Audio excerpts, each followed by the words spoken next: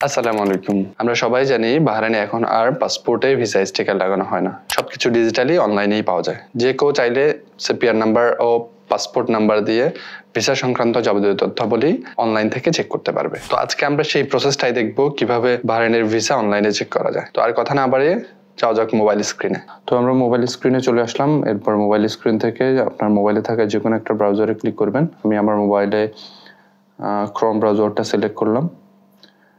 এরপর এরকম Google search আসলে আমি সেখানে লিখব রেসিডেন্সি স্পেস পারমিট, এই যে লেখা চলে আসছে। হ্যাঁ, রেসিডেন্সি পারমিট অথবা রেসিডেন্সি পারমিট বাহরাইন যে কোনো একটা দিলে চলে আসবে। রেসিডেন্সি পারমিট বাহরাইন ক্লিক করলাম আমি। এরপর এখানে দেখেন রেসিডেন্সি সার্ভিস লেখা আছে, আমি এই অপশনটাতে ক্লিক করব। তো এরপর আমি ম্যানেজ রিকোয়েস্ট অ্যান্ড রেসিডেন্স এই অপশনটাতে ক্লিক করব।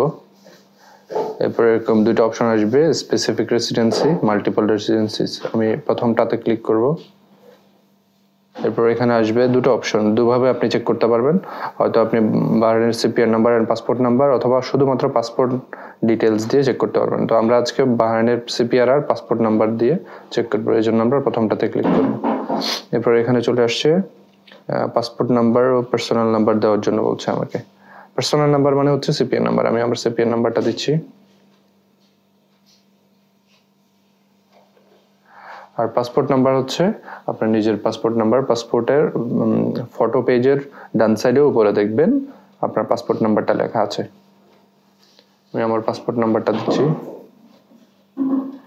মনে রাখবেন সবগুলো বড় হাতের অক্ষর হবে।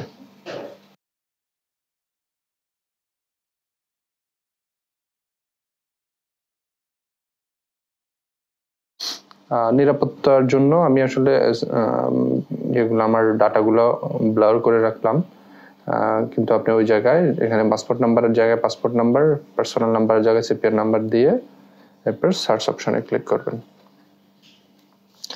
সার্চ অপশনে ক্লিক করলেই এখানে আমার সিপিআর নাম্বার, নাম, এক্সপায়ারি ডেট সব কিছু চলে আসছে। এখানে তিনটা অপশন আছে, আপনি দেখবেন।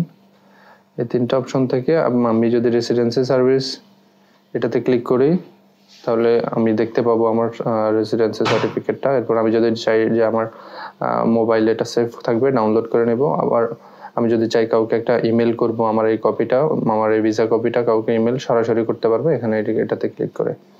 তো আমি জাস্ট একটু দেখার জন্য আমার রেসিডেন্সি সার্ভিস সার্টিফিকেট এই জায়গাটায় ক্লিক করলাম। ওপেন হবে, যেখানে আপনি আপনার যাবতীয় ভিসা রিলেটেড তথ্য সহ, ফটো সহ আপনার রেসিডেন্স পারমিটটা দেখতে পাবেন। আজকের ভিডিও এই পর্যন্তই, দেখাবে অন্য কোনো ভিডিওতে ভিন্ন কোনো আলোচনায়। সেই পর্যন্ত আল্লাহ আপনাকে ভালো রাখুক। আল্লাহ হাফেজ। আসসালামু আলাইকুম।